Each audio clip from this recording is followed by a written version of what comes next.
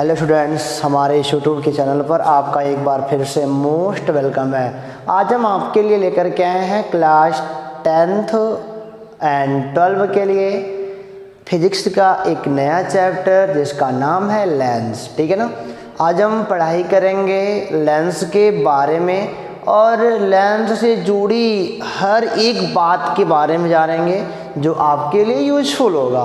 ठीक है, तो चलिए शुरू करने से पहले मैं आपको एक बात बता देता हूँ कि अब तक जितने भी मैंने चैप्टर आपको पढ़ा रखे हैं सब में मैंने अपने हाथ का एक नोट बना के आपको दिया है।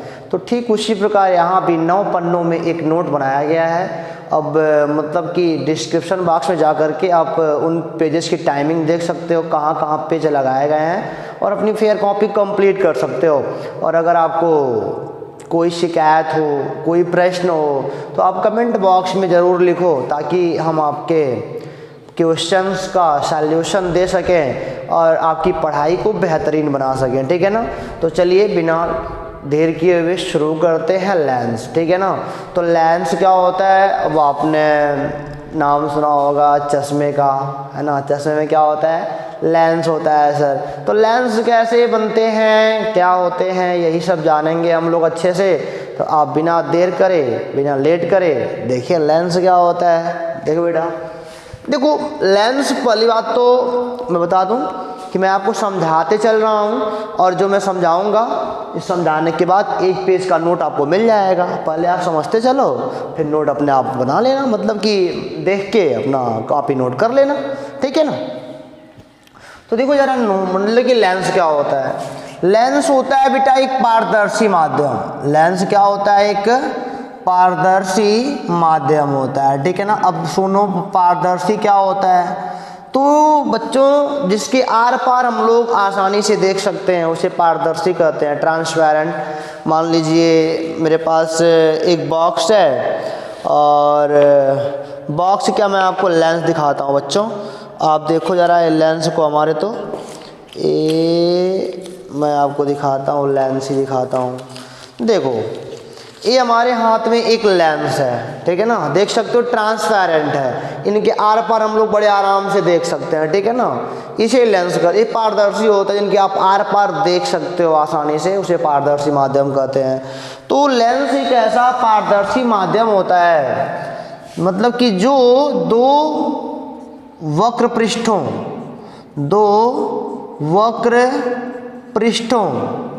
या एक समतल व एक वक्र पृष्ठ से घिरा होता है। एक समतल व एक वक्र पृष्ठ से घिरा होता है, उसे हम लेंस कहते हैं। समझ में आई बात ना।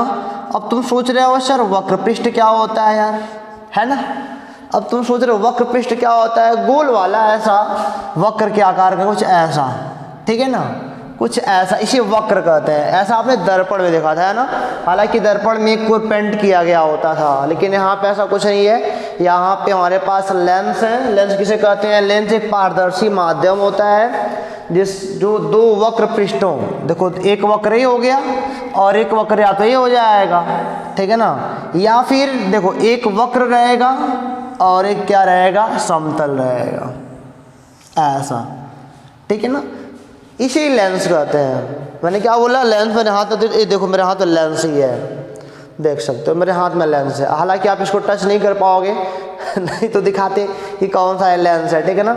आप अगर इसको अच्छे से देख पा रहे हो तो देख सकते हो मेरे हाथ में एक लेंस है बढ़िया सा। देखो आर पार देख सकते हो यहाँ पे ना, देखो कैसा दिख रहा है। अब इसकी प्रकृति क्या है पता चलेगी तभी जानोगे ना। व्हाइट बोर्ड पर लिखा अक्षर उल्टा क्यों दिख रहा है, ये सब जानना जरूरी है, लेकिन अब पढ़ने के बाद जान पाएंगे हम ना इसको। तो मैंने क्या बोला कि लेंस एक ऐसा पारदर्शी माध्यम होता है जो दो वक्र पृष्ठों या एक समतल व एक वक्र पृष्ठ से घिरा होता है। घबराइएगा मत, क्योंकि मैंने आपको नोट्स में दे दिया है। ठीक है ना। आप खाली यहाँ समझिए, लेंस एक ऐसा पारदर्शी माध्यम होता है जो दो वक्र पृष्ठों, दो गोलीय वक्र पृष्ठों कह सकते हो, वक्र या गोली दोनों बातें एक ही है, अथवा एक समतल व एक वक्र पृष्ठ से घिरा होता है। ठीक है ना। अब देखो जरा, लेंस हो गया, कोई बात नहीं। लेंस के प्रकार, हम किस में आएंगे, लेंस के प्रकार में आएंगे। लेंस के प्रकार में बेटा लेंस नॉर्मल होता है दो प्रकार का। कितना होता है? दो प्रकार का। एक होता है अवतल लेंस और एक क्या होता है? उत्तल लेंस होता है। ठीक है ना, जैसे उत्तल दर्पण अवतल दर्पण था ना, यहाँ पे लेंस चलता है। एक होता है अवतल लेंस और एक क्या होता है? उत्तल लेंस। अब बेटा उत्तल लेंस अवतल लेंस की परिभाषाएं क्या होती है, कैसे होती है ना, तो बहुत आसान याद करना यार, आप यहीं पे याद करके जाओगे। ठीक है ना, एक देखो जरा, हम बोलेंगे उत्तल लेंस मतलब कि ऐसा लेंस जो बीच में मोटे किनारों पर पतले होते हैं। देखो जरा, बीच में मोटे हैं और किनारों पर क्या है? पतले हैं। ठीक है ना, ऐसे लेंस मतलब कि जो बीच में मोटे होते हैं वो किनारों पर पतले होते हैं, उन्हें क्या कहते हैं?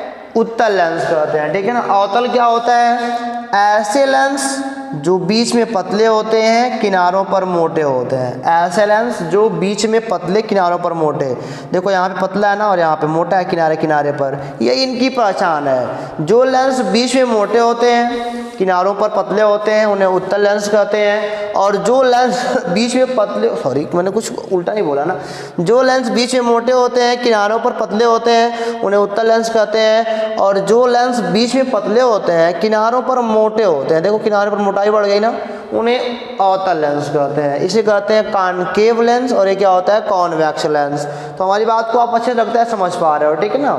अभी तो मैंने अब यहाँ पे कुछ कलर वलर नहीं करना क्योंकि पारदर्शी होता है ना, दर्पण में मतलब कि प्रकाश का परावर्तन हो रहा था तो हम पेंट कर रहे थे, हालांकि यहाँ पे अपवर्तन होता है, प्रकाश का परावर्तन नहीं होता है क्योंकि यहाँ पारदर्शी माध्यम है ना, यानी आर पार देख सकते हो तो परावर्तन कोई सवाल नहीं पैदा होता, तो अपवर्तन होना है ना, तो यहाँ पे कोई पेंट वेंट नहीं होता है, मतलब कि पारदर्शी माध्यम होगा। ठीक है ना। तो लेंस कितने प्रकार के होते हैं बच्चों? दो प्रकार के, एक होता है उत्तल लेंस और एक क्या होता है? अवतल लेंस। उत्तल लेंस क्या होता है? ऐसे लेंस जो बीच में मोटे होते हैं किनारों पर पतले होते हैं उत्तल लेंस कहलाते हैं, और ऐसे लेंस जो बीच में पतले किनारों पर मोटे होते हैं अवतल लेंस कहलाते हैं। ठीक है ना। अब जानते हो उत्तल लेंस भी तीन प्रकार के होते हैं। उत्तल लेंस भी तीन प्रकार के होते हैं बेटा। अब जानते हो कौन कौन से तीनों होता है? मैं आपको बताता हूँ। पहला होता है द्विउत्तल। क्या होता है? द्विउत्तल लेंस। द्विउत्तल लेंस। ठीक है ना।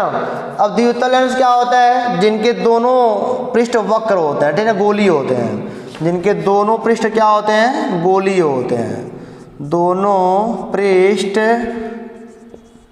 गोलीय होते हैं उन्हें द्विउत्तल लेंस कहते हैं। ठीक है ना। कोई बोलेगा द्विउत्तल लेंस क्या होता है? जिनके दोनों पृष्ठ गोलीय होते हैं, यानी कि कुछ ऐसा, ऐसा ऐसा, इन्हीं को द्विउत्तल कहते हैं हम लोग। ठीक है ना बच्चों, इसी को हम लोग बोलते हैं द्विउत्तल लेंस बोलते हैं। ठीक है ना। अगला हमारा अवतलोत्तल लेंस। अगला क्या हमारा? अवतलोत्तल लेंस। अवतलोत्तल लेंस। ठीक है ना। अब ये क्या होता है? एक देखो अवतलोत्तल कैसे बना है? अवतल प्लस उत्तल। कैसे बना है? अवतल प्लस उत्तल। देखो जरा, अवतल का एक पार्ट काट लो, अवतल का एक पार्ट काट लो और उत्तल का ये वाला काट लो, इसे क्या बोलते हैं बच्चों? अवतलोत्तल लेंस। इसे क्या बोलते हैं? देखो एक पार्ट अवतल वाला, ये वाला अवतल काट लिया, अवतल, देखो अवतलोत्तल मतलब क्या? अवतल प्लस उत्तल, और एक पार्ट उत्तल का काट लिया हमने। ठीक है ना, अवतलोत्तल बन गया। और तीसरा हमारा है समतलोत्तल लेंस। तीसरा हमारा क्या है बच्चों? समतलोत्तल लेंस। देखो मैं परिभाषाएं यहाँ पे लिखवा नहीं रहा हूँ क्योंकि मैं आगे नोट्स में देने वाला हूँ आपको ना, और अगर आपको लिखना हो तो यहीं पे भी लिख सकते हो कि जिनके दोनों पृष्ठ गोलीय होते हैं उन्हें द्विउत्तल कहते हैं या उभयोत्तल कहते हैं। इसी का नाम और क्या है? उभयोत्तल नाम है इसी का बच्चा। ठीक है। अब अवतलोत्तल क्या होता है? जिनका एक पृष्ठ अवतल दूसरा उत्तल होता है उन्हें अवतलोत्तल लेंस कहते हैं। ये हालांकि आपके सिलेबस में नहीं, आपके सिलेबस में केवल ये वाला है। समतलोत्तल क्या होता है? तो आप समझ सकते हो, पहला रहेगा समतल, दूसरा क्या रहेगा? उत्तल। पहला रहेगा समतल, दूसरा क्या रहेगा? उत्तल। उन्हें हम क्या कहते हैं? समतलोत्तल लेंस। ठीक है ना। हम बोलेंगे ऐसा लेंस जिसका एक पृष्ठ समतल हो दूसरा क्या हो? उत्तल हो। ऐसे ही बन सकता है, एक पृष्ठ समतल हो दूसरा क्या हो? उत्तल हो, उसे हम क्या कहते हैं? समतलोत्तल। एक पृष्ठ क्या हो समतल हो, दूसरा क्या उत्तल हो, ऐसे लेंस को हम क्या बोलते हैं समतलोत्तल लेंस। ठीक है ना, कोई यहाँ तक आपको दिक्कत कोई दिक्कत। अच्छा एक बात और देखो जरा, यहाँ भी अंतिम में उत्तल है, यहाँ भी अंतिम में उत्तल है, यहाँ भी अंतिम में उत्तल है, तो जिनके लास्ट में उत्तल आएगा उनकी प्रकृति उत्तल लेंस वाली ही होगी। कोई बोले बताओ कि अवतलोत्तल लेंस की प्रकृति वास्तव में कैसी होती है, तो समतल अवतलोत्तल तो अवतल धन उत्तल, तो बोलोगे उत्तल लेंस वाली प्रकृति है इनकी। समतलोत्तल समतल प्लस उत्तल, अंतिम में उत्तल आ रहा है तो इसकी भी प्रकृति कैसी होगी उत्तल लेंस वाली होगी। यहाँ तक क्लियर हमारी बात ना, चलो ठीक है। अच्छा ये हो गया हमारा द्विउत्तल हो गया, अवतलोत्तल हो गया, और क्या हो गया समतलोत्तल लेंस हो गया। ठीक है ना, इसी प्रकार बेटा हमारे पास अवतल लेंस भी 3 प्रकार के होते हैं। कितने होते हैं 3 प्रकार के। एक देखो जरा अवतल लेंस, अवतल लेंस भी 3 प्रकार के होते हैं। एक होता है बेटा आपका उभयावतल या द्विअवतल। उभयावतल ध्यान देना, उभयावतल या द्विअवतल लेंस। अच्छा एक बात और तुम आपको बता दूं मैं, पहचानने के लिए ना, उत्तल की अगर प्रकृति का लेंस है, देखो उत्तल की प्रकृति, अभी उत्तल की प्रकृति, अभी उत्तल की प्रकृति, अभी उत्तल की प्रकृति, तो इसकी एक बढ़िया पहचान है कि ये बीच में हमेशा मोटे होते हैं, किनारों पर पतले होते हैं। उत्तल लेंस की पहचान क्या हमेशा बनेगी, लिख लेना नीचे पहचान में कि ये बीच में मोटे होते हैं, किनारों पर पतले हमेशा होंगे। जो लेंस बीच में मोटे होते हैं, किनारों पर पतले होते हैं, उनकी प्रकृति उत्तल वाली ही होती है। यहाँ देख सकते हो, देखो बीच में मोटे किनारों पर पतले, बीच में मोटे किनारों पर पतले, बीच में मोटे किनारों पर पतले, बीच में मोटे किनारों पर पतले। तो ऐसे लेंस जो बीच में मोटे होते हैं, किनारों पर पतले होते हैं, उनकी प्रकृति कैसी होती है, हमेशा उत्तल की होती है। अब देखो जरा उभयावतल या द्विअवतल लेंस क्या होता है, ये वाला जिनके दोनों पृष्ठ गोली होते हैं। ठीक है ना, जिनके दोनों पृष्ठ क्या होते हैं गोली होते हैं, उन्हें मतलब कि दोनों पृष्ठ है भी अवतल वाला है भी अवतल वाला ही है। ठीक है ना, जिनके दोनों पृष्ठ क्या होते हैं गोली होते हैं, वो हो जाएगा द्विअवतल या उभयावतल। मतलब कि गोली होने के साथ साथ बीच में पतले किनारों पर मोटे होते हैं ना। अब दूसरा इसका क्या होता है, दूसरा इसका होता है उत्तलावतल लेंस। दूसरा इसका क्या होता है उत्तलावतल लेंस। बेटा अभी क्या होता है जी उत्तल धन अवतल, उत्तल धन अवतल। ठीक है ना, उत्तलावतल में क्या पाओगे उत्तल धन अवतल पाओगे। ठीक है ना, अब देखो जरा उत्तल में मान लो ये वाला काट लिया, ये वाला उत्तल हो गया, और अवतल में कौन सा काट लिया, ये वाला काट लिया। ठीक है, ये वाला काट लिया, ये कुछ रुक जाते हैं, ये हमारा उत्तल हो गया, और इसको हम कुछ ऐसे बनाते हैं, ये रुक जाइए, हमने क्या बोला उत्तलावतल ना, तो देखो जरा ये हो जाएगा बेटा उत्तल और प्लस क्या हो जाएगा अवतल। उत्तल अवतल को मिला दोगे तो क्या हमारा बन जाएगा उत्तलावतल लेंस बन जाएगा। ठीक है ना, अब देख सकते हो आप कि एक हमारे पास एक उत्तल मिल जाएगा ऐसे, और एक क्या बन जाएगा हमारा ये ऐसे अवतल मिल जाएगा, ये ऐसे अवतल मिल जाएगा। ठीक है ना, नहीं मतलब मिटाता हूँ मैं, बढ़िया बनाता हूँ इसको थोड़ा सा। एक हो जाएगा हमारा उत्तल और एक हमारा क्या हो जाएगा अवतल। ठीक है ना, देखो ये वाला, देखो ये वाला हमने उत्तल से काट लिया और ये वाला हमने कहाँ से जोड़ दिया, ये वाला अवतल से लाके जोड़ दिया इनमें। ये हो गया हमारा उत्तल और एक क्या हो गया हमारा, देखो ये वाला हो गया उत्तल और ये वाला हमारा क्या हो गया ये अवतल हो गया। ठीक है ना, अब देखो जरा कमाल की बात और मैं तुमसे क्या करने आ रहा हूँ। अंतिम इसका लेंस होता है समतलावतल लेंस। क्या होता है समतलावतल लेंस।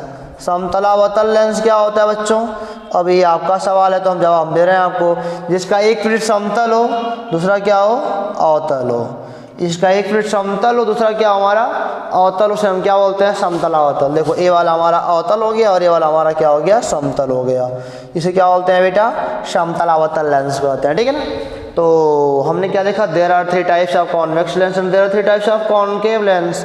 एक वाला क्या हो गया पहला द्विउत्तल, एक अवतलोत्तल, एक समतलोत्तल। ये क्या हो गया? उभयावतल या द्विअवतल, उत्तलावतल और समतलावतल। जिनके अंत में जो नाम रहेगा उस लेंस की प्रकृति वही रहेगी। इनके अंत में देखो अवतल अवतल अवतल, तो इनकी प्रकृति कैसी होगी? तीनों की अवतल होगी।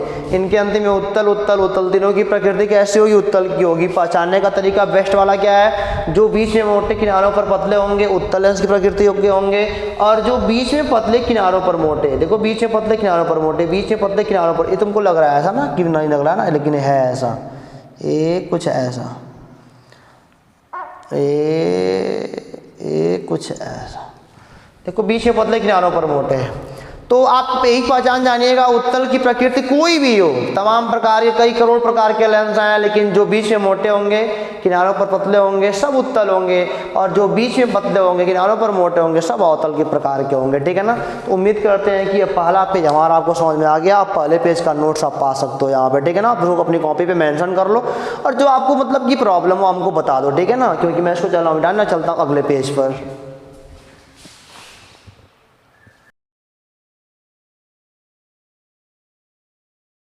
देखो बच्चों, आगे आपके सामने लिखा हुआ है परिभाषाएं, यानी कि लेंसों से संबंधित परिभाषाओं के बारे में हम लोग जानेंगे अब। ठीक है ना? हमारे पास 4 परिभाषाएं यहाँ पे हैं, और अभी और देंगे अभी हम, परेशान आप बिल्कुल ना हों। आपकी बिल्कुल टॉपिक वाइज टॉपिक चल रहा है, कोई दिक्कत नहीं है, और आप नोट्स बना रहे होगे तो आपको बेहद मज़ा भी आ रहा होगा, ऐसा हमको लग रहा है, क्योंकि मैं जानता हूँ ना मेरे बच्चों को क्या चाहिए और आपको मिल भी रहा है। तो चलिए देखते हैं यहाँ पे लेंसों से संबंधित परिभाषाएं। जैसा कि आप जानते हो, लेंस वास्तव में नॉर्मली 2 प्रकार का होता है।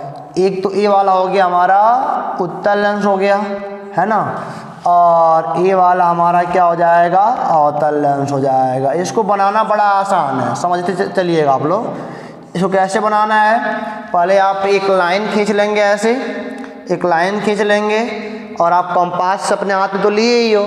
कंपास मतलब लगना प्रकार होता है, आप उसको पेंसिल भर के या पेन भर के आप एक गोला यहाँ से काटिएगा, और उसी त्रिज्या का एक गोला यहाँ से काट, कहीं से भी, मतलब पहले मान लो यहाँ बिंदु लग गया, खिंचा गया, फिर यहाँ पर लग गया, कहीं भी मतलब जो काट देगा। ये बनेगा, इसका सेंटर बनेगा इस वाले का, और एक सेंटर इसके लिए बनेगा हमारे लिए। नहीं अरे भाई, 2 गोले बनेंगे ना, देखिए एक गोला हमारा ऐसा वाला बनेगा और एक गोला हमारा ऐसा वाला बनेगा, तब नहीं कटेगा। ये अपना इसका केंद्र होगा, अपना इसका केंद्र होगा, वही ना होता है, यही होता है। इस वाले के लिए भी एक गोला इधर कटेगा, फिर एक गोला इधर कटेगा, तब इनको ज्वाइंट करेंगे तब ना अवतल पाएंगे। तो यही होता है अवतल उत्तल लेंस। ठीक है ना? यानी कि मतलब कि किसी सॉलिड गोले से काट करके बनाए गए होते हैं। कोई सॉलिड बॉल है, बॉल कांच का मान लो, आर पार दिख सकता है, ठोस होता है वो, खोखला नहीं होता है। ठोस को काट करके सेट किया जाता है, तब ये क्या बनता है? अगर ऐसे सेट कर दोगे तो बन जाएगा उत्तल, सेट ऐसे कर दोगे तो क्या बन जाएगा? अवतल बन जाएगा। क्योंकि आप देख रहे हो ना, इनके पास 2 गोलीय वक्र पृष्ठ हैं, एक ये वाला है पहला वाला और एक दूसरा वाला है। नहीं, यानी कि अगर 2 गोलीय वक्र पृष्ठ हो जाए, चाहे 2 गोले काटे गए होंगे, एक गोला यह वाला और एक गोला यह वाला, 2 गोले काटे गए, 2 केंद्र होंगे हमारे पास, उसी को वक्रता केंद्र बोलते हैं। 2 हमारे पास होते हैं, 2 केंद्र होते हैं वक्र के लिए, एक इसके लिए और एक इसके लिए, अतः 2 वक्रता केंद्र होता है। और एक बात और जान लो ना, 2 वक्रता केंद्र होता है, कोई बात नहीं। अब एक बात और भी आगे जान लेंगे।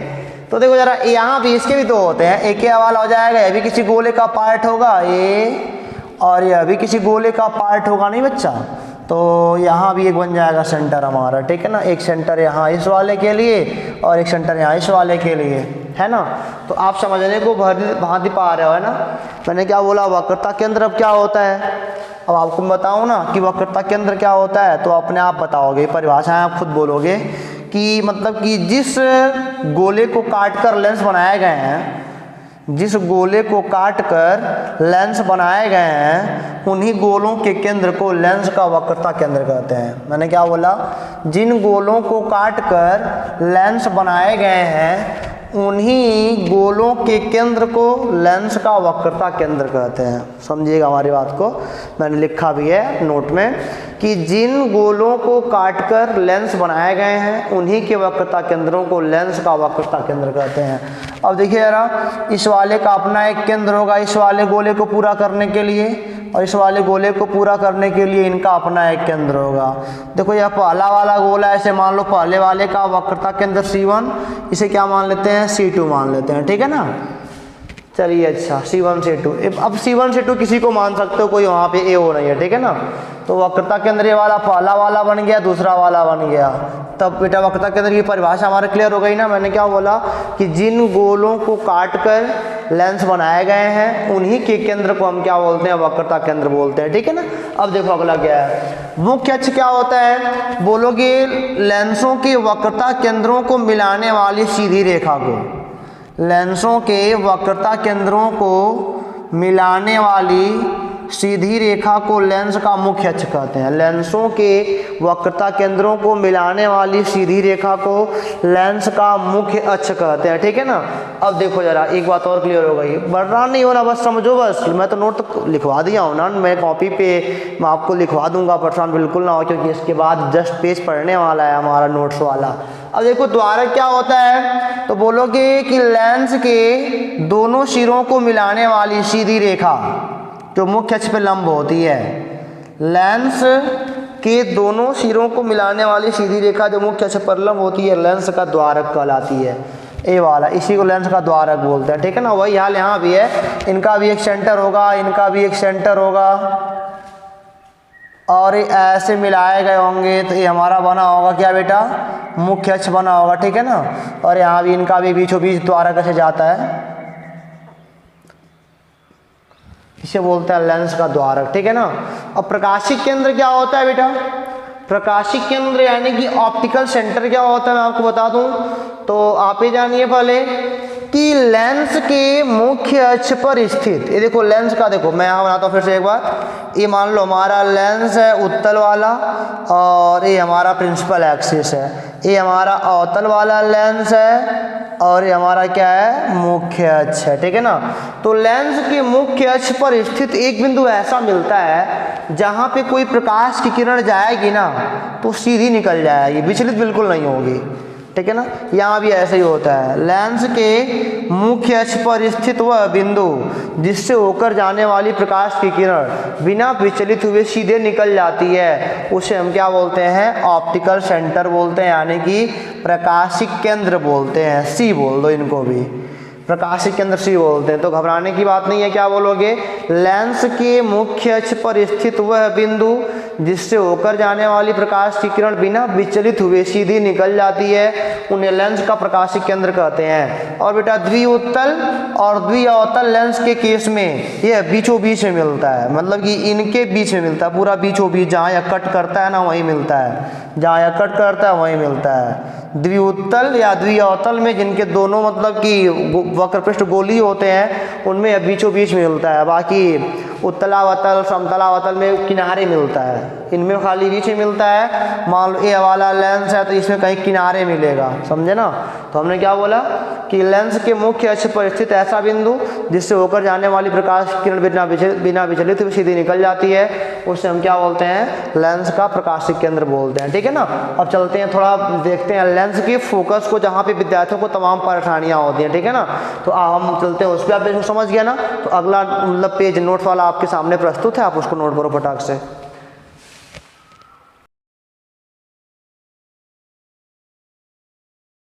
बच्चों हमारे अगले टॉपिक है लेंसों के फोकस, ठीक है ना।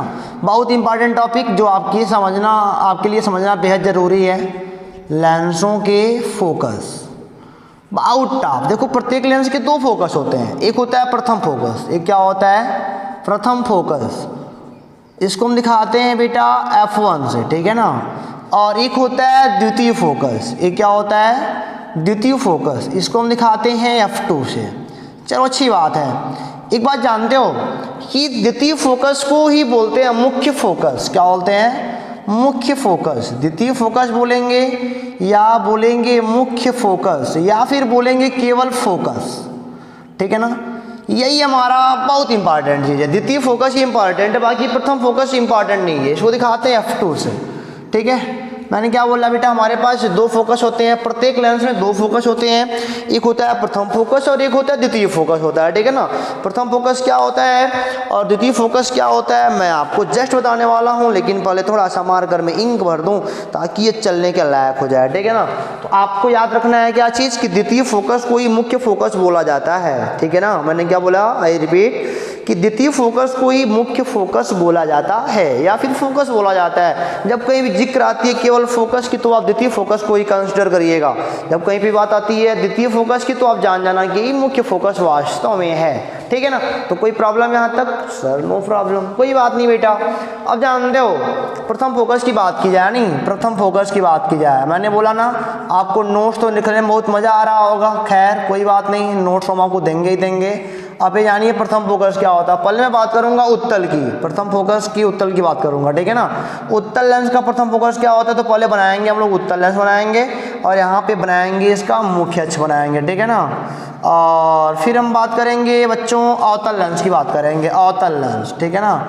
ये हो जाएगा हमारा क्या, अवतल लेंस की हम बात करेंगे और इसको बनाएंगे पहले ये ऐसा और ये कुछ ऐसा ऐसा और ये हमारा क्या हो जाएगा मुख्य अक्ष। वो बीचों बीच जा रहा है, मेरा थोड़ा ऊपर गया है, कोई दिक्कत नहीं है फिलहाल, तो आप उसको बना लीजिएगा। थोड़ा मैं रफ काम कर रहा ना अभी, तो खैर आपको बनाने आता ही है, मैंने बोला ना एक यहाँ नाप के बन जाएगा, वो कोई दिक्कत नहीं है।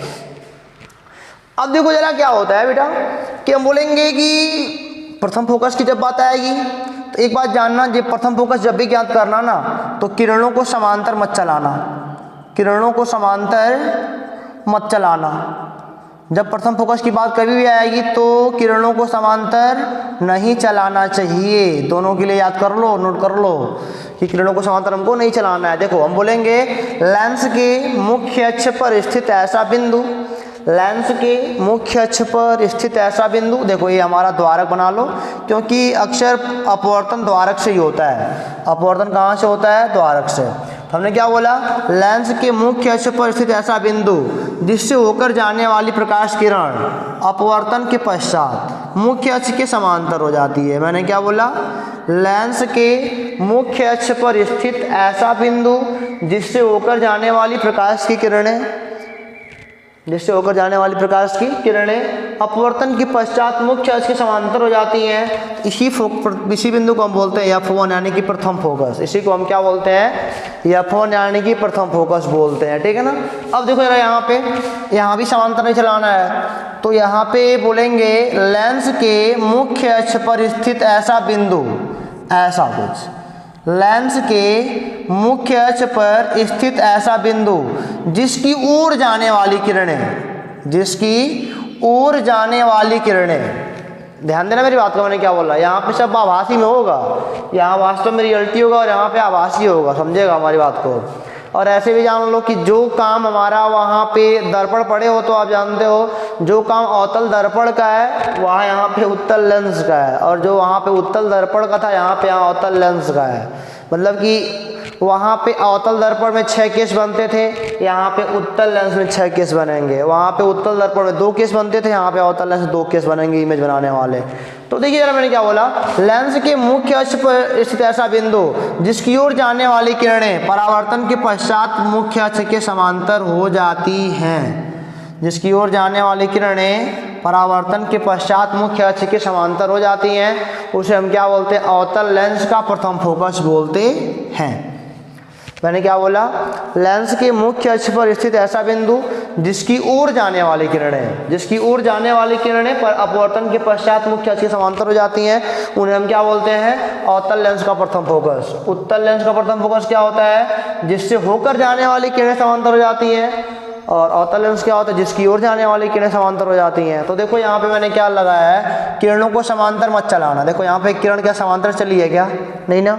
यहाँ पे किरण क्या समांतर चली है क्या? ये ऐसे जा, समांतर नहीं है ना, नहीं, कोई बात नहीं, तो सही है।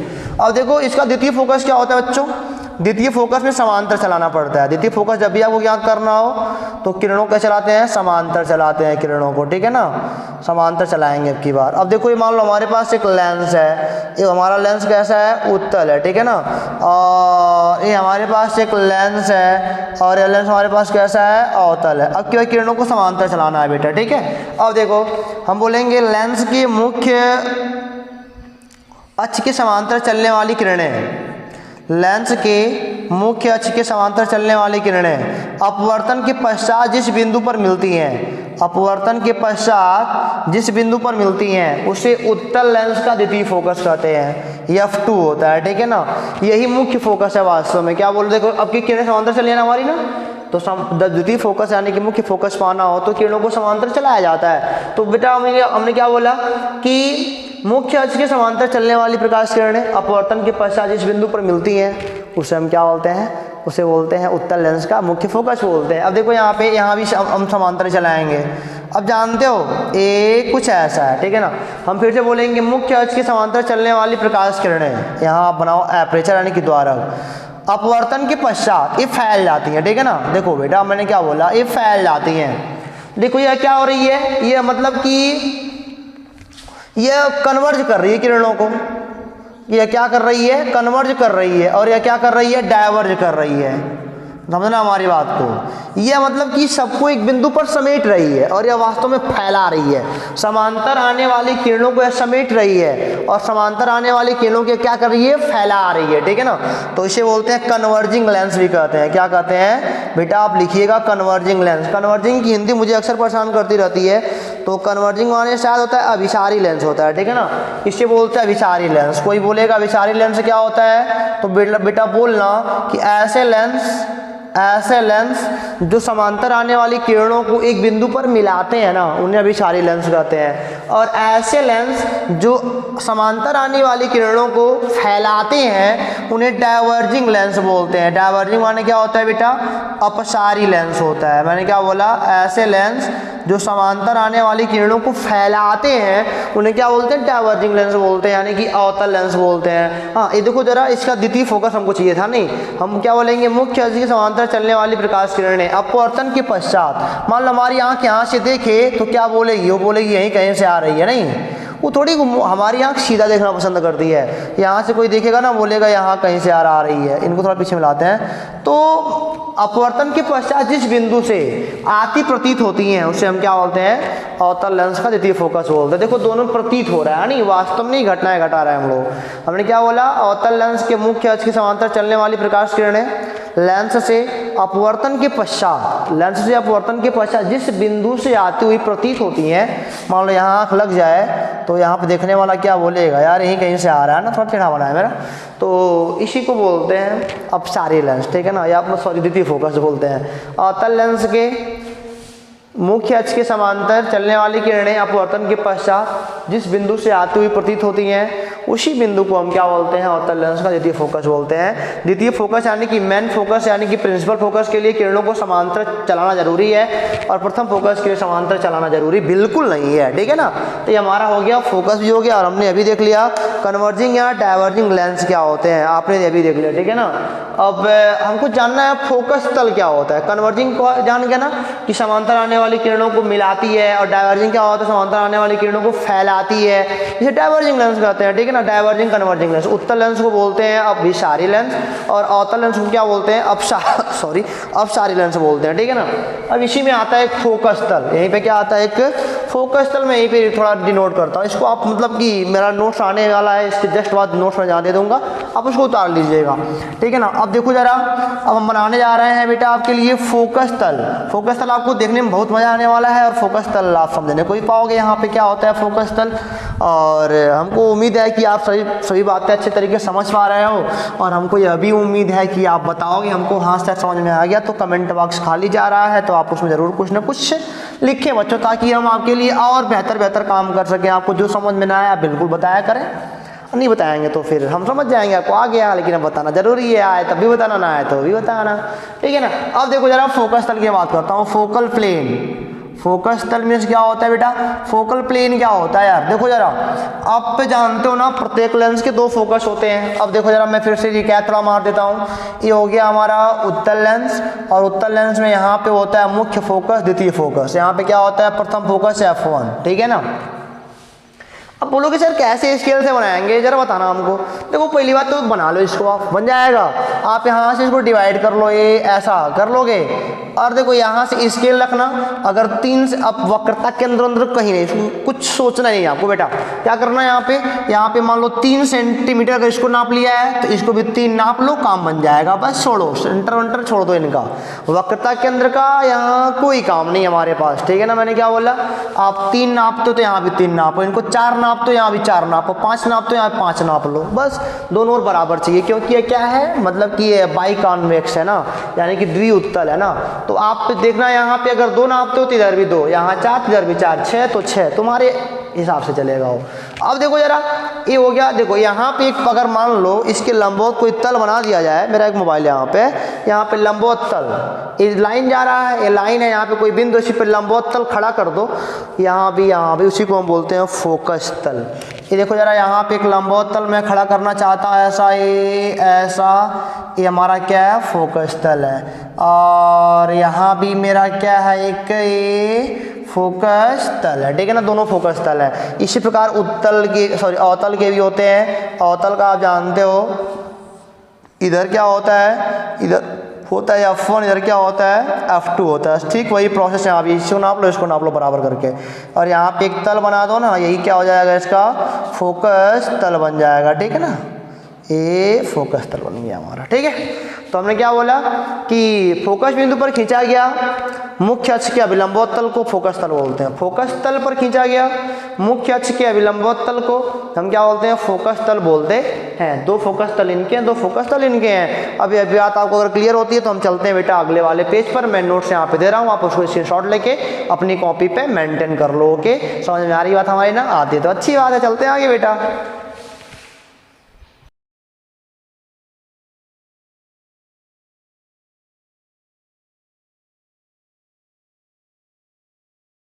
तो चूंकि बच्चों आप व्हाइट बोर्ड के सामने देख रहे हो ना कि प्रकाश किरणों के चलने का नियम, अब हम लोग आने वाले हैं इमेज फॉर्मेशन पे, यानी कि अब हमको बनाना है इमेज को ड्रा करना है, ठीक है ना।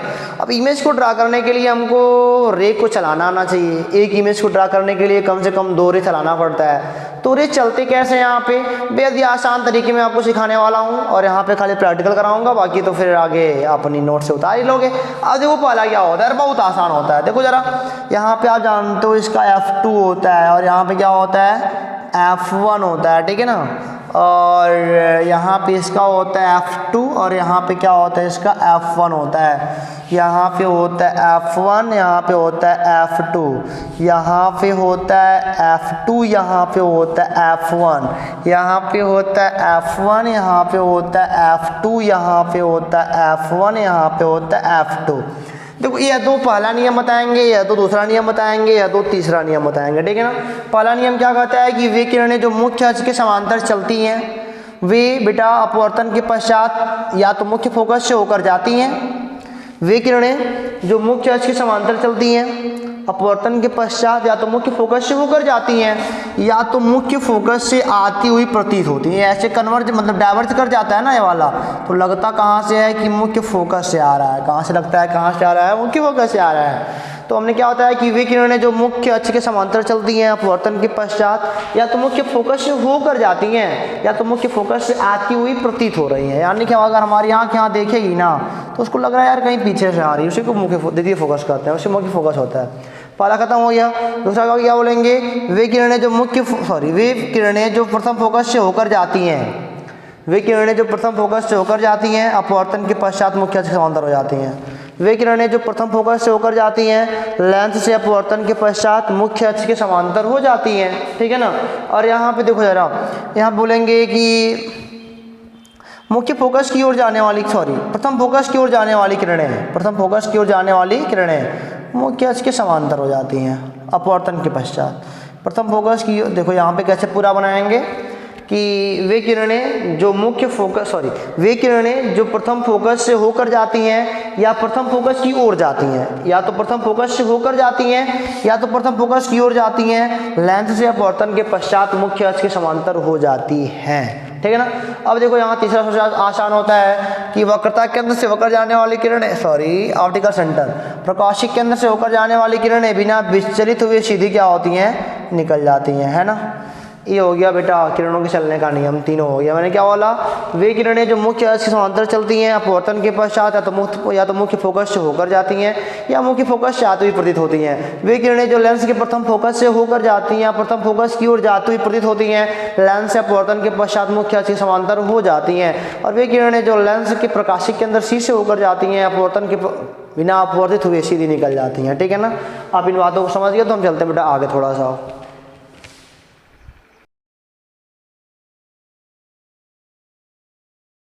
तो इसी क्रम में तेजी के साथ आगे बढ़ते हुए बच्चों हम लोग आ गए लेंस द्वारा प्रतिबिंब का बनना, ठीक है ना, कि लेंस इमेज को बनाते कैसे हैं, कौन वाला वस्तु कहाँ होगा तो इमेज कहाँ बनेगा, ऐसा कुछ है ना। तो पहले मैंने लिखा है उत्तल लेंस। क्या लिखा है मैंने? उत्तल लेंस। उत्तल लेंस में टोटल 6 केस होते हैं।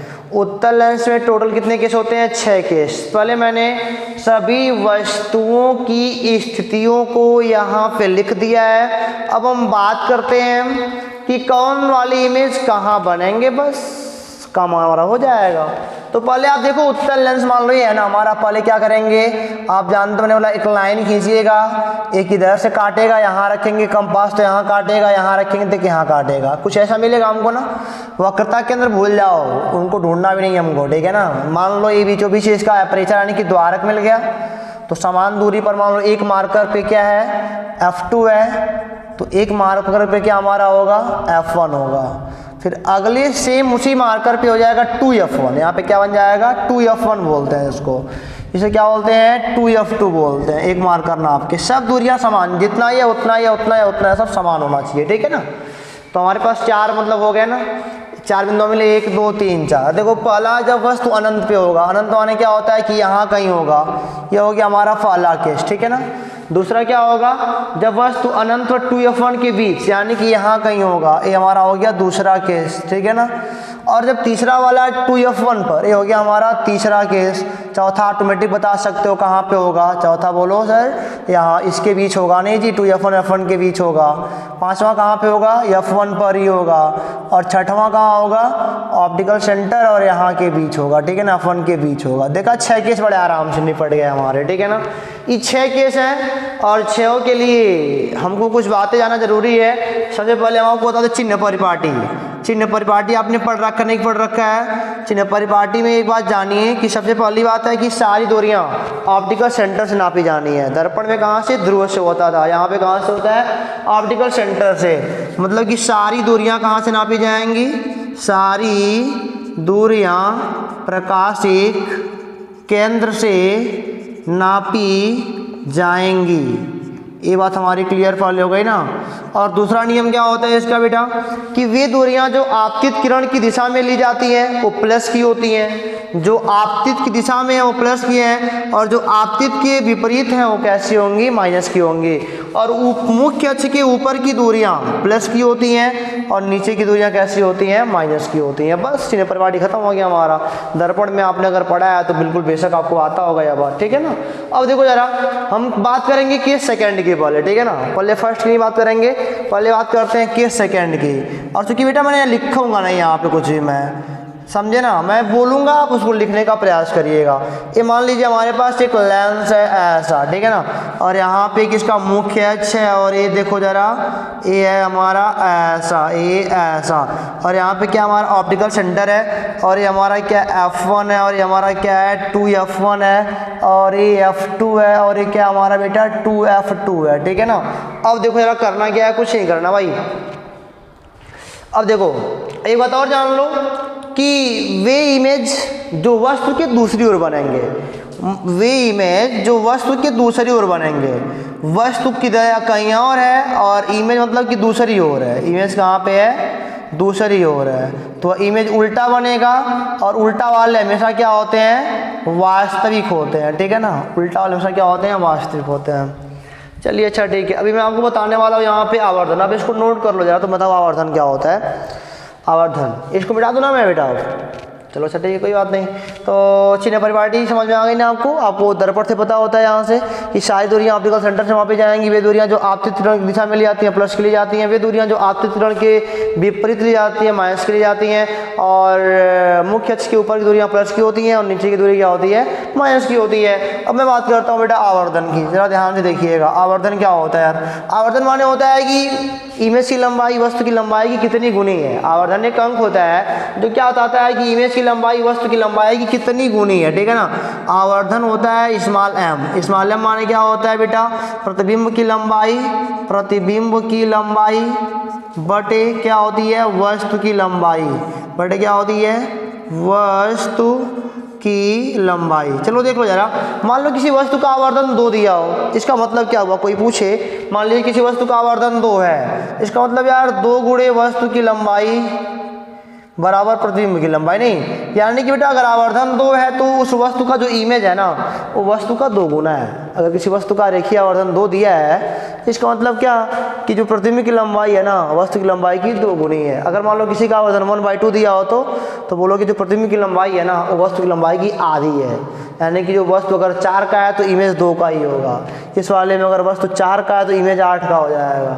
ठीक है ना, ये होता है आवर्धन। आवर्धन क्या होता है? प्रतिबिंब की लंबाई बटे वस्तु की लंबाई। ठीक है ना, और एक बात मैंने आपको बता देनी है, तुरंत मान लो छोटी संख्या में बड़ी संख्या से भाग दोगे तो इसका मान हमेशा 1 से कम आएगा, और अगर बड़ी संख्या में छोटी संख्या से भाग दोगे इसका मान हमेशा 1 से ज़्यादा आएगा, और अगर बराबर और भाग दो इसका मान 1 के बराबर आएगा। 3 बातें याद रखना, छोटी संख्या में बड़ी संख्या से भाग दोगे तो 1 से कम आएगा, और बड़ी संख्या में छोटी संख्या से भाग दोगे 1 से ज़्यादा आएगा, 1 के बराबर आएगा जब बराबर संख्या रहेंगी तो। ठीक है ना, अब देखो जरा, ये बोल रहा है कि जब वस्तु अनंत और 2f1 के बीच हो, यानी कि यहाँ कहीं पे हो बेटा। ठीक है ना, ये सेकेंड केस है। तो क्या बोल रहे हैं बेटा? बोलना बेटा वस्तु AB से चलने वाली प्रथम प्रकाश की किरण जो कि मुख्य अक्ष के समांतर चलती है, वस्तु AB से चलने वाली प्रथम प्रकाश की किरण जो कि मुख्य अक्ष से समांतर चलती है, अपवर्तन के पश्चात मुख्य फोकस से होकर गुजर जाती है। नोट कर लो रुक के, मैंने क्या बोला कि मुख्य वस्तु AB के बिंदु A से चलने वाली प्रथम प्रकाश की किरण जो मुख्य अक्ष से समांतर चलती है, अपवर्तन के पश्चात मुख्य फोकस से होकर गुजर जाती है। द्वितीय प्रकाश की किरण जो कि वक्रता के C से होकर जाती है वो सीधी क्या होती है? निकल जाती है। ठीक है ना, ए यहाँ कहीं कट रहा है, इमेज छोटा बनता है। इमेज कैसा बनता है? देखो, ए वाले का नीचे कट के A डैश बन गया, ऊपर ऑटोमेटिक क्या मान लेंगे हम लोग? B डैश मान लेंगे। तो देख रहे हो ना, इमेज कैसा है बेटा? उल्टा है ना, उल्टा है। वास्तव में ये काटी है ना, देखो वास्तव में काटी है, इमेज उल्टा है और वास्तव में ये काटने से बना है तो वास्तविक हो गया बेटा। और देखो जरा, यहाँ पे इमेज की लंबाई कैसी है? छोटी है, ये बड़ी है, तो आवर्धन का मान, इमेज छोटा है वस्तु बड़ा है, 1 से क्या आएगा? कम आएगा। m का मान कितना से कम आएगा? 1 से कम आएगा। समझिएगा हमारी बात को। ठीक है ना, क्यों कम आएगा? क्योंकि इमेज अगर 4 की है तो वस्तु यार कहीं 6 की है, तो 4/6 1 से कम नहीं हो जाएगा। और प्लस की माइनस, तो देखो प्रतिबिंब नीचे है तो माइनस का होगा, और वस्तु ऊपर तो क्या होगा? प्लस का। अब माइनस भागा प्लस क्या आता है? माइनस। यानी कि m का मान आएगा निगेटिव और 1 से आएगा छोटा, उल्टा और वास्तविक। मैंने क्या बोला? वस्तु AB के बिंदु A से चलने वाली प्रथम प्रकाश की किरण जो कि मुख्य अक्ष के समांतर चलती है अपवर्तन के पश्चात, मतलब कि द्वितीय फोकस से होकर जाती है। द्वितीय प्रकाश की किरण जो वक्रता के शीर्ष से होकर प्रकाश के अंदर शीर्ष से होकर जाती है, अपने मार्ग पर सीधी निकल जाती है। जहाँ कट करते हैं और मतलब कि कहाँ बन रहा है? F2 और 2F2 के बीच। कहाँ बना है? F2 है 2F2 के बीच बना है, और चिन्ह कैसा है? m का माइनस है, 1 से छोटा है, यानी कि m का मान 1 से छोटा मतलब क्या होता है? देखो, m का मान निगेटिव का मतलब होता है कि भाई साहब ये उल्टा है। और बेटा एक बात और जान लीजिए, m का मान 1 से छोटा है, इसका मतलब क्या? इमेज वस्तु से छोटा है। ठीक है ना, तो ये वाली बात हमारी खत्म हो गई। अब मैं चलता हूँ तीसरे वाले केस पर, 2F1 पर। जब मान लो बस तुम्हारे 2F1 पे आ जाए तो ऐसा मिटा दीजिएगा आप लोग। 2F1 पे आ जाएगी ना, तो चलने वाली प्रथम प्रकाश किरण वो तो इसे जाएगी, और द्वितीय वाली कहाँ जाएगी? ये कुछ ऐसा वक्रता केंद्र से होकर जाएगी, ये मैं मिटाता हूँ थोड़ा सा। ठीक है ना, ताकि आपको कोई प्रॉब्लम क्रिएट ना हो। मेरा क्या, मैं तो लिख दूँगा यहाँ पे, लेकिन आपको प्रॉब्लम क्रिएट होगी तो मेरे पढ़ाने से फ़ायदा क्या फिर, है ना? तो पढ़ाने का फ़ायदा तो लेना आपको ना।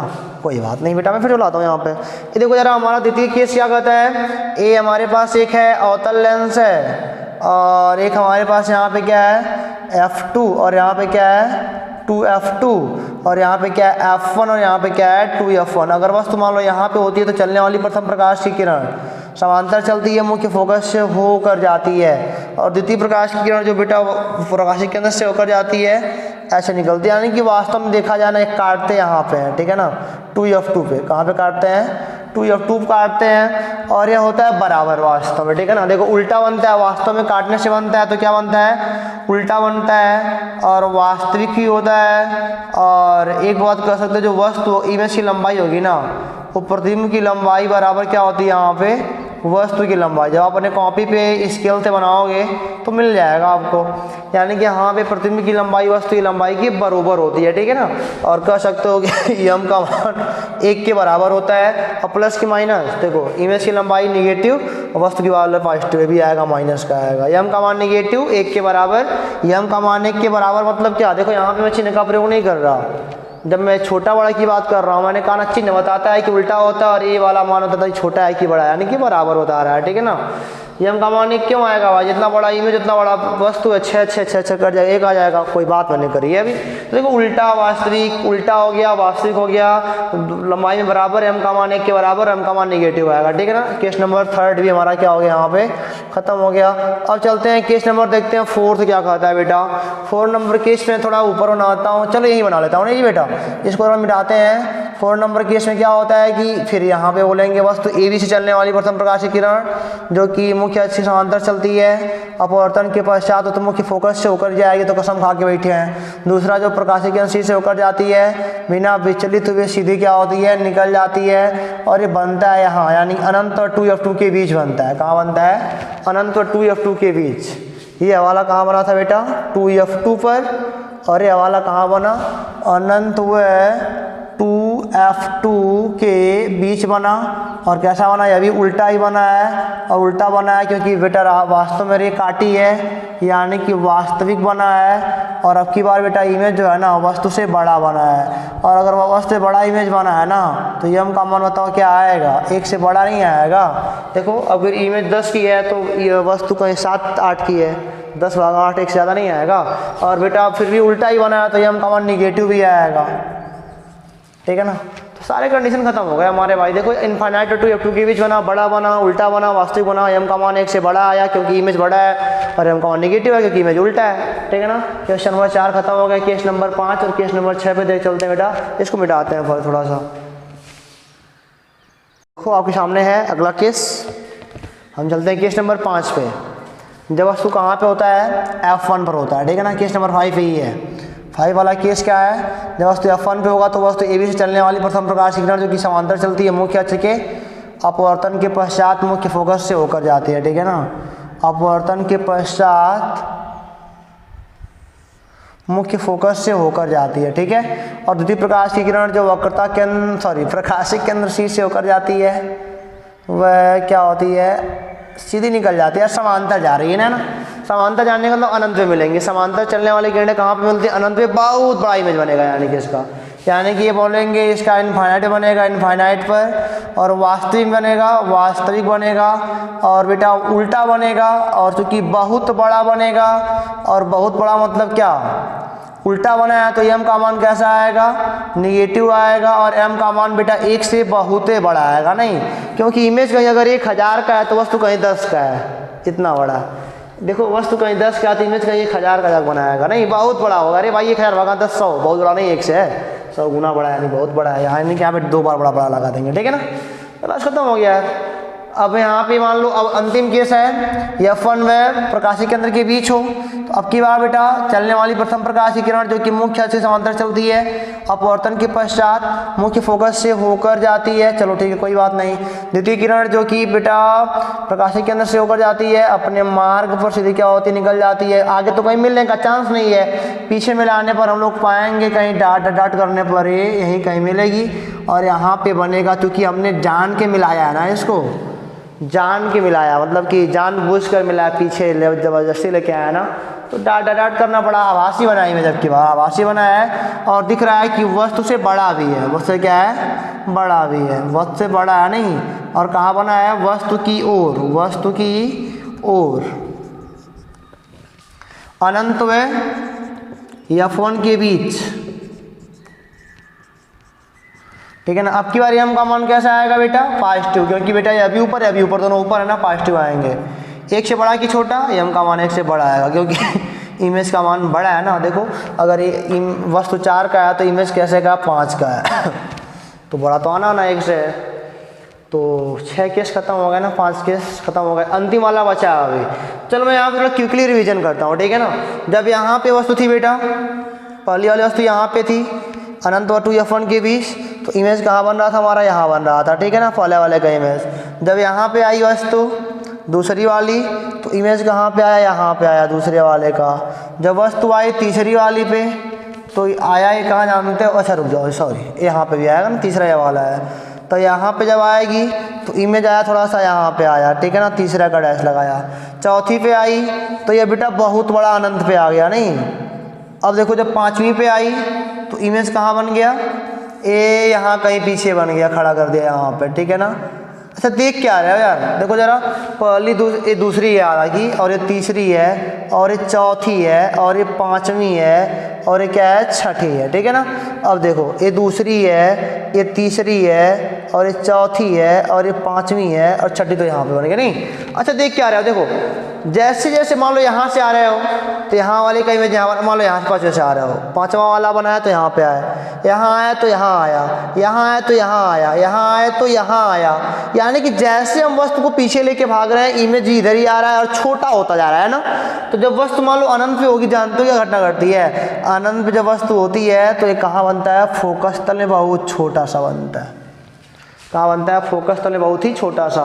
मैं तो हालांकि इसको ऐसे बनाता हूँ, ए बी से चलने वाली प्रथम प्रकाश इसको थोड़ा नीचे ले लेते हैं नहीं। अनंत से चलने वाली किरणें समांतर होती, दुनिया जानती है अनंत से चलने वाली किरणें कैसे होती है, समांतर होती हैं। अच्छा इनको अगर देखा जाए, इनको देख के इनको बोला जाए इनके बारे में, तो फोकस तल में उल्टा, वास्तविक, वस्तु से बहुत छोटा, यानी कि एम का मान यहाँ भी निगेटिव आएगा और एक से बहुत छोटा आएगा यार।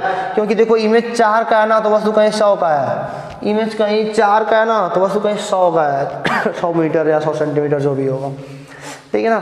तो अच्छा आप इसको बनाओगे अगर ना, तो देखो जला चलने वाली प्रथम प्रकाश की किरण जो कि मुख्य से समांतर चलती है, अपवर्तन के पश्चात मुख्य फोकस से होकर जाती है। द्वितीय प्रकाश की किरण समांतर चलती है, अपवर्तन के पश्चात मुख्य फोकस से होकर जाती है, ठीक है ना। बस देखो फोकस से बन गया, फोकस तल में बोलते हैं। यहाँ पे क्या बोलोगे सर, फोकस तल में बना। कहाँ पे बनता है, फोकस तल में बनता है। और छोटा बहुत छोटा, वास्तविक उल्टा, एम का मान निगेटिव और एम का मान 1 से बहुत ज़्यादा कम आएगा नहीं। यहाँ पे एम का मान जानते हो 1 से बहुत ज़्यादा कम आएगा, एम का मान निगेटिव आएगा क्योंकि वस्तु उल्टा भी है और क्या है, वास्तविक भी है। तो यहाँ तक बात आपके समझ में आ गई होगी, ठीक है ना। अब हम चलेंगे उत्तल वाले पे। तो आप इसका मतलब कि हमने अपने कॉपी में नोट्स आपको दे दिया है, आप इसको लिखने का बोलने का प्रयास अवश्य करें एक बार, ताकि आपको सारी बातें क्लियर हो जाएं, ठीक है ना। तो मैं चलता हूँ बेटा आप अगले वाले पोर्शन यानी कि अवतल लेंस के द्वारा बनाया गया इमेज के बारे में, ठीक है ना। इसको मिटाता हूँ मैं।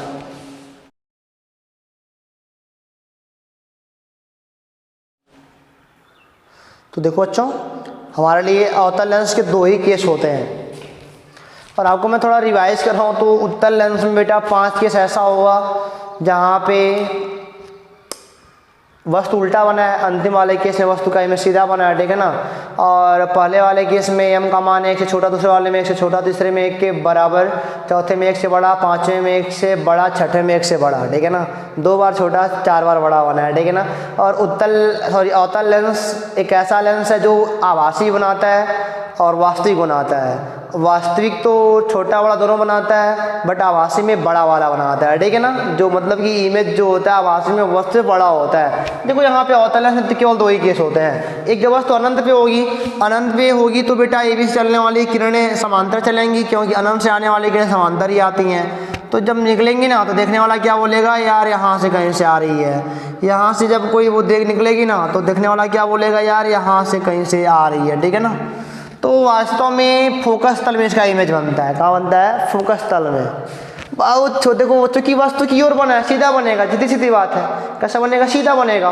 देखो यहाँ पे इमेज कैसा बनता है, सीधा बनता है। और यार वस्तु से बहुत छोटा बनता है, नहीं जी, वस्तु से कैसा बनता है, बहुत छोटा बनता है। अरे वाह। और क्या है, दूसरी बात आभासी है, सीधा है तो क्या होता है, क्योंकि देखो भाई मैंने पीछे जान के मिलाया ना, ऐसे आभासी है और क्योंकि बहुत छोटा है ना तो एम का मान कैसा आएगा, 1 से बहुत छोटा आएगा। और अगली बात एम का मान कैसा आएगा, पॉजिटिव आएगा, क्योंकि इमेज सीधा है। इमेज सीधा होता है तो एम का मान पॉजिटिव आता है, ठीक है ना। क्योंकि आप जानते हो एम बराबर इमेज की लंबाई बटे वस्तु की लंबाई दोनों मुख्य अक्ष के ऊपर बनेंगी तो प्लस का आना। अच्छा आपको लग रहा है यार बिंदु बनाया कैसे छोटा बढ़ाएगा, है ना। प्रकृति है बेटा, वस्तु की ओर बन रही है ना। देखो यहाँ पे इसका दूसरा केस होता है, मतलब कि कहीं भी रख लो प्रकाशिक के अंदर, और यहाँ पे कहीं भी रख लो, कहीं भी तुम्हारी मर्जी रख लो, जहाँ भी वहाँ जहाँ बनता वहाँ रख लो। ये चलने वाली प्रथम प्रकाश की किरण समांतर चलेगी या लगता है कि कहाँ से आ रही है, यहाँ पे इसका F1 होगा, ही होगा। ए इसको लगेगा कि यहीं कहीं से आ रही है, ठीक है ना। और द्वितीय प्रकाश की किरण जो वक्रता के सी से होकर जाती है ना, ये सीधी निकल जाती है। देखो यहाँ पे इसका आवास इमेज बना वास्तव में, ये मैंने पीछे बढ़ाया तब बनाया ना। तो देखो ए बी का बना है क्या, ए बी डैश बन गया नहीं, तो ए डैश बी डैश बना। देखो यहाँ पे बना, देखो जब वस्तु यहाँ पे इमेज यहाँ पे पीछे लाओगे और पीछे आएगा, मान लो वस्तु पीछे लाओगे तो और पीछे आएगा, और लाओगे पीछे और पीछे आता छोटा होता जाएगा, और एक समय ऐसा आएगा ना यह पे आके रुक जाएगा, यह पे आके बहुत छोटा सा बन के रुक जाएगा, वही वाला हाल है। देखो वस्तु को और पीछे ले आओ, ये और पीछे और छोटा आएगा, और पीछे लाओ और पीछे और छोटा आएगा, ऐसे बेटा एफ पे आके रुक जाए, F1 पे आके F2 पे आके रुक जाएगा, F2 पे, ठीक है ना। तो ये देखो जब वस्तु यहाँ पे होती है तो इमेज कहाँ बनता है, देखो ये वाला तो बनता है F2 पर बनता है, कहाँ बनता है F2 पर, और ये वाला कहाँ बनता है बेटा F2 है प्रकाशिक केंद्र के बीच, F2 है प्रकाशिक केंद्र के बीच बनता है, सीधा बनता है और कैसा बनता है सीधा, तो आपको आभासी होगा, और चूँकि एक मतलब छोटा है ना तो एम का मान छोटा होगा एक से, और एम का मान कैसा होगा पॉजिटिव होगा, क्योंकि दोनों ऊपर है ना चिन्ह परिपाटी के नियमानुसार। तो क्या देखने को पा रहे हो यार, यहाँ पे दोनों सीधे इमेज हैं, दोनों इमेज छोटे हैं। उत्तल अवतल की यही तो अंतर यही है बढ़िया सा कि उत्तल भी आवासीय बनाता है और अवतल भी आवासीय बनाता है, बट जो उत्तल आवासीय बनाता है वो अवश्य बड़ा बनाता है, और जो अवतल बनाता है वो उससे छोटा बनाता है, ठीक है ना। बस कमाल की बात सारी खत्म हो गई हमारी। अब हम चलेंगे बेटा, देखो दोनों हमने लेंसों से सीख लिया, सब कुछ बनाना सब कुछ सीख लिया हमने। अब हमको देखना है ना दर्पण का सूत्र क्या होता है। अभी समझ गया तुम लोग ना, री डायग्राम बस है, बस आराम से वीडियो को आप आराम से देखते चलो। और बेटा मैंने क्विकली रिवीजन चूँकि करा रहा हूँ ना, तो आपको नोट्स भी दे रहा हूँ, यहाँ पे नोट्स आप उतार लो, बाकी कहीं भी आपको कहीं प्रॉब्लम हो तो हमको बता दो, लेकिन आपको समझ में आ रहा हो, कुछ बहुत कठिन नहीं मैंने अब तक बताया, ठीक है। सब कुछ आराम से अपने नॉर्मल लहजे में बताया आपको, और आपको समझ में भी तो आया है, ऐसी बात थोड़ी कि नहीं आया है।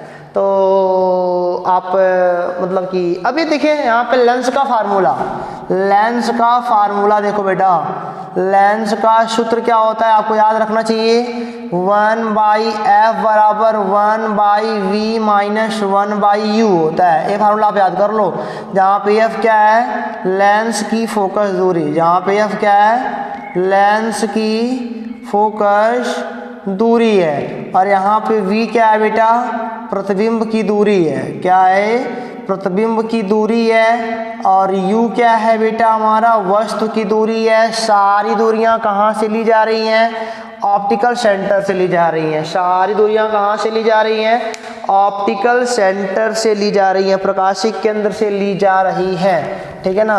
तो बेटा आप सवाल जवाब करो बेशक, लेकिन ये जान लो सारी दूरी कहाँ से नाप रहे हो प्रकाशिक केंद्र से नाप रहे हो। 1/f बराबर होता है 1/v माइनस 1/u। अब देखो जरा उत्तल लेंस का देखो, जो f है ना यह मुख्य फोकस है, वह प्रथम नहीं है, वह कौन सा है मुख्य फोकस है। अब देखो अगर आपको चिन्ह परिपाटी बिल्कुल भी अगर ध्यान में है ना, तो चिन्ह परिपाटी आपको बता देगा किसका f प्लस का होगा किसका f माइनस का होगा, है ना। चिन्ह परिपाटी आपको बताने वाला है कि किसका f प्लस का होगा किसका f माइनस का होगा। देखो जरा, अब देखो भाई ये हमारे पास एक उत्तल लेंस है, ठीक है ना, और उत्तल लेंस है तो यहाँ पे इसका द्वारक होगा और यहाँ पे इसका मुख्य अक्ष होगा। वस्तु हमेशा इधर ही तो रहेगी, मुख्य फोकस कहाँ मिलेगा यहाँ मिलेगा। और इसके लिए देखो अवतल वाले के लिए ए कुछ ऐसा रहेगा, नहीं ए कुछ ऐसा ऐसा ऐसा ऐसा ऐसा, और इसका मुख्य फोकस यहाँ मिलेगा, और ये हमारा हो जाएगा वस्तु हमारा। देखो प्रकाशिक केंद्र हमको मिलेगा यहाँ पे इसका मिलेगा। अच्छा यहाँ से होकर जाने वाली की सीधी निकल जाती है, शायद यही से नापनी भी है। अच्छा देखो आपकी किरण हमेशा वस्तु की ओर से ही चलेगी, मतलब कि वस्तु से ही चलेगी। तो देखो यहाँ से नापोगे, मान लो इंची टेप अपने हाथ में पकड़ के यहाँ से लेकर आगे की ओर दौड़ो, तो किधर दौड़ रहे हो आप किरण की दिशा में दौड़ रहे हो, तो यार इसका फोकस कैसा होगा प्लस का होगा, ऑटोमेटिक है। और देखो यह किरण तो चलेगी इधर से ही चलेगी, वस्तु से ही चलेगी। आप उल्टा नापोगे यहाँ से, यहाँ मुख्य फोकस की ओर आओगे, किरण जा रही इधर आप नाप रहे हो उधर, इसका हमेशा कैसा होता है निगेटिव होता है। u की दूरी हमेशा निगेटिव होती है, क्योंकि बेटा आप हमेशा मतलब कि किरणें बसते चलेंगी और आप उल्टा हमेशा नापोगे। यू की दूरी हमेशा नेगेटिव होती है और एफ बेटा उत्तल वाले में पॉजिटिव होता है, अवतल वाले में नेगेटिव होता है, ठीक है ना, ये समझिए। अच्छा, आवर्धन का जान लो, फार्मूला क्या होता है आवर्धन, m बराबर होता है मतलब कि height of image upon height of object बराबर होता है v अपान यू। दोनों फार्मूले में चिन्ह लगाना पड़ेगा, यहाँ भी चिन्ह लगाएंगे और यहाँ भी क्या लगाएंगे, चिन्ह लगाएंगे, ठीक है। इसका प्रोविजन मैं नहीं दे रहा हूँ क्योंकि क्विकली रिवीजन है ना, तो मैं आपको मतलब कि सब्सक्रिप्शन मतलब डिस्क्रिप्शन बॉक्स में आपको मैं इसके मतलब कि व्हाइट बोर्ड वाले वीडियो जो मैं पहले बना चुका हूँ अवश्य दूंगा, आप वहाँ से जाकर के प्रोविजन देख सकते हो और तमाम अच्छे अच्छे प्रकार के न्यूमेरिकल वहाँ पर आप देख सकते हो। तो मैं उम्मीद करता हूँ कि आप उसको जरूर देखोगे ताकि सब बातें अभी क्लियर हो जाए, ठीक है ना। तो और आपका टाइम बच जाए, मेरा भी टाइम बच जाए, आपका भी बच जाए, दोनों का भला हो जाएगा जी। अब देखो यहाँ पे मैंने क्या बोला, अब इन सब का इसको लगाना है ना तो आप वहीं पे जाओ, मेरे मतलब डिस्क्रिप्शन बॉक्स में जाओ, लिंक खोलो, आराम से देखो सवाल वाल। अब देखो नॉर्मल मैंने एक सवाल यहाँ भी चिन्ह सहित लगाना है, कौन था प्लस कौन था माइनस। अब देखो सवाल मैंने लिखा है बेटा आपके लिए, मैंने लिखा है 14 सेंटीमीटर फोकस दूरी वाले अवतल लेंस, क्योंकि अवतल लेंस है, अवतल लेंस की फोकस दूरी कैसी होती है, या बराबर -14 सेंटीमीटर, ठीक है ना। लेंस से 62 सेंटीमीटर की दूरी पर एक वस्तु रखी है, यानी कि u का मान कितना है, इधर से हो गया -62 सेंटीमीटर, नहीं -62 सेंटीमीटर। v का मान पूछ रहा है तो बेटा हमने पढ़ा है चूँकि 1/f बराबर 1/v माइनस 1/u, 1/-14 बराबर 1/v, इसका माइनस का आंसर जाएगा प्लस 1/64 तो v का मान लगभग जानते हो कितना आएगा, सॉल्व करने आपको आता है माइनस का 11.4 सेंटीमीटर। अच्छा, v का मान जानते हो क्यों आया माइनस का, क्योंकि बेटा देखो इधर अगर बन गया, अगर मान लो इधर ले लो तो यार आपतित किरण भी इधर जा रही है, उधर नाप रहा था तो प्लस का आना चाहिए, क्योंकि बेटा इधर आने वाली दूरियां सब प्लस की होती हैं। ये नेगेटिव आया यार, यानी कि वस्तु की ओर बना, इधर कहीं बना है, ठीक है ना, यानी कि इधर कहीं बना है, यहाँ कहीं बना है। और चूंकि बेटा आपको पता है ना ये अवतल लेंस है यार, अवतल लेंस यानी कि फोकस कितना है, 14 है, फोकस 14 है। अब फोकस के बाहर आप इमेज को रख वस्तु को रखे हो तो ये कैसे अवतल में होता है, जब अनंत में होता है तो फोकस में बनता है, और जब अनंत और बेटा इसके बीच होता है तो यहाँ आगे बनता है। तो 14 फोकस इनके बीच में नहीं कहीं बनना पड़ेगा इनको ना, यहीं कहीं बनेंगे, छोटे से बनेंगे। ये आप आवर्धन निकाल सकते हो लंबाई निकालने के लिए, जो भी होगा उसका क्या गुना है क्या गुना नहीं है, देखा एक डाट डाट करके बनाएगा। अरे देखो ये आपका मान 14 है, 14 के इनको अंदर ही रहना है क्योंकि अवतल लेंस है। तो ये वाला सवाल हमारा क्या हो गया बेटा, खत्म हो गया, ठीक है ना। अब देखो जरा, यानी कि बोलेंगे इमेज वस्तु की ओर ही बनेगी। अगली टॉपिक है लेंस की क्षमता। मैं यहीं पे खत्म करता हूँ, वीडियो यहीं पे समाप्त होने वाला है। लेंस की क्षमता क्या होती है, power of lens. Power of क्या होता है, लेंस क्या होता है, आप ये जानो जरा पहले क्या होता है। देखो मतलब कि मैं किसी चीज़ को कितना कर ले रहा हूँ वही मेरी क्षमता कहलाएगी, है ना। लेंस क्या करती है, किरणों को फैलाने का मोड़ने का काम करती है। तो बेटा हम क्या बोलेंगे, लेंसों के द्वारा किरणों को फैलाने या मोड़ने का जो सामर्थ्य होता है ना, वह इसकी क्षमता कहलाती है। लेंस के द्वारा, सुनो मेरी बात को, लेंस के द्वारा प्रकाश की किरणों को फैलाने या मोड़ने का जो सामर्थ्य होता है ना, उसे क्या बोलते हैं, लेंस की क्षमता बोलते हैं। मैंने क्या बोला, फिर सुनिए बेटा, लेंस के द्वारा प्रकाश किरणों को फैलाने या मोड़ने का सामर्थ्य क्या कहलाता है, लेंस की क्षमता कहलाता है, ठीक है ना। अब देखो जरा मेरी बात सुनो बढ़िया से, मैं आपको उत्तल के केस में दिखा रहा हूँ, आप थोड़ा समझिएगा। ये मान लो हमारा कोई लेंस है, ठीक है ना, इसका फोकस मान लो यहाँ पे है, F2 पे है, मतलब वही हो है। समांतर चलने वाली किरणें बेटा ये यहाँ पे हो गई, नहीं, समांतर चलने वाली किरणें ये यहाँ पे हो गई, है ना। अच्छा देखो किरणें वास्तव में इधर जा रही थी, किरणें वास्तव में इधर जा रही थी, लेकिन इसने मोड़ दिया, मान लो 30 डिग्री मोड़ दिया, 30 डिग्री मोड़ा। अरे भाई 30 डिग्री मोड़ने में काम करना पड़ा होगा लेंस को, तो लेंस 30 डिग्री के ना मोड़ सकता है। मान लो यार फोकस कहीं आगे आ गया होता यहाँ, तब समांतर चलने वाली किरण तो फोकस से जानी है, कि तो ऐसे जाएगी, लेकिन अब कितना मोड़ना पड़ा यार, अब तो ज़्यादा मोड़ना पड़ा है ना। यही क्षमता, जितना कम फोकस होगा ना, देखो फोकस दूरी कम हो गई तो और यानी कि अब 50 डिग्री मोड़ना पड़ गया। देखो फोकस अगर कम होगा तो 50 डिग्री यानी कि और ज़्यादा काम करना पड़ा यार हमको। तो नहीं समझ में आ रहा आपको? मैंने क्या बोला, फोकस कम कर दिया, पावर बढ़ गई। यानी कि बेटा फोकस पावर पे डिपेंड करती है, power proportional to 1 by focus, P बराबर 1 बाई एफ होता है। देखो मोड़ने की क्षमता है, देखो यहाँ जब फोकस यहाँ था तो 30 डिग्री मोड़ रहा था, फोकस आ गया तो 50 डिग्री मोड़ रहा है, तो 50 डिग्री मोड़ने में ज़्यादा काम करना पड़ेगा ना, तो जितना फोकस कम होगा पावर उतना ही क्या होगा, ज़्यादा। कितना तेज इनको मोड़ ले रहा है, कितना जल्दी मोड़ दे रहा है, जल्दी मोड़ेगा तो ज़्यादा काम करना पड़ेगा, यानी कि उसकी पावर ज़्यादा होगी, फोकस कम होगा। तो जितना ही मान लो फोकस यहाँ आ जाए तो और ज़्यादा मोड़ना पड़ेगा, यहाँ पर और कुछ ज़्यादा मोड़ना पड़ेगा इनको, है ना। तो मतलब यानी क्या बोला, लेंस का प्रकाश किरणों को मोड़ने या फैलाने की क्षमता को क्या बोलते हैं, लेंस की क्षमता बोलते हैं। P बराबर 1 बाई एफ, इसका मात्रक होता है डायोप्टर। क्या होता है, डायोप्टर। और ये हमेशा किस में रहेगा बेटा, मीटर में। और देखो ये उत्तल लेंस का फोकस प्लस का होता है, तो उत्तल लेंस का जो फोकस आएगा ना वो कैसा आएगा बेटा, प्लस का आएगा। और जो अवतल लेंस का फोकस आएगा उसकी फोकस माइनस की होती है ना, उसकी फोकस कैसी आएगी, माइनस की आएगी। अरे पावर, अरे फोकस माइनस से आएगा तो पावर माइनस का तो आएगा, ठीक है ना। और मान लो कई सारे लेंस आपस में सटा के रख दिए गए, सटा के ऐसे, इसका मान लो कोई पूछे संयुक्त बताओ क्या होगी क्षमता, तो P बराबर क्या, P1 प्लस P2। मान लो ये 5 के, 5 का तो 10 का बन जाएगा, ठीक है,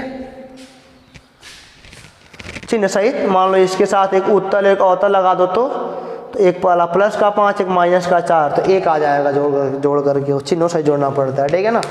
तो ये हो गया हमारा डायोप्टर हो गया। मान लो कोई बोलता है मेरे लेंस की मतलब कि फोकस दूरी 20 मीटर है, इसकी बताओ क्या होगी क्षमता, 1/20, तो कितना आएगा जी, अरे 20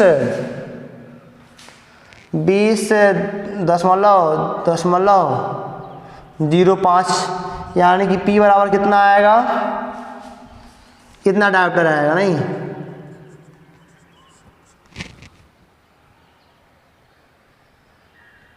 डायोप्टर या तो प्रति मीटर। अरे भाई 1 से 20 से 1 में भाग दे दो, 0.000 20 पंजे 100 कट जाएगा, नहीं तो आएगा, कोई दिक्कत नहीं है, हमको भी कोई दिक्कत नहीं है और आपको भी कोई दिक्कत नहीं होनी चाहिए, ठीक है ना। तो या तो बोलो डायोप्टर का मात्रक होता है, या तो बोलो सर 0.05 और क्या आ जाएगा, प्रति मीटर आ जाएगा, ठीक है ना। 0.05 डायोप्टर बोलो या फिर क्या बोलो 0.05 प्रति मीटर आ जाएगा। तो यहाँ तक बेटा उत्तल का होगी, अवतल का मान लो उत्तल का आएगा तो प्लस का और अवतल का तो क्या हो जाएगा, माइनस का हो जाएगा, ठीक है ना। तो ऐसे छोटे मोटे सवाल आपके सामने आते रहेंगे, तो घबराने का बिल्कुल नहीं। और सारे नोट्स आप अपनी कॉपी पर उतार लो, और कोई दिक्कत हो तो आप हमको जरूर बताने का काम करो। और समझ में नहीं आया तो बेटा आप 100% बताओ, कोई हंसी चकने वाली बात नहीं है, मैं आपके साथ हमेशा खड़ा रहूँगा। और आपको जो भी दिक्कत है फिजिक्स में, मैथ में, तो आप हमको आप ज़रूर बताएंगे, ताकि मैं आपके लिए कुछ बेहतर बता सकूँ और आप मतलब कि अपने इन छुट्टियों का फ़ायदा आप बढ़िया से ले सको और आप अपने घर में अच्छे से शांति से पढ़ाई करो और पढ़ाई करो बस, और क्या कर सकते हो। और आपको जो समझ में ना आए हमको बताओ, बाकी फिर मिलेंगे बेटा आपसे अगले वीडियो में, तब तक के लिए आप पढ़ते रहो, हंसते रहो, ऑल द बेस्ट।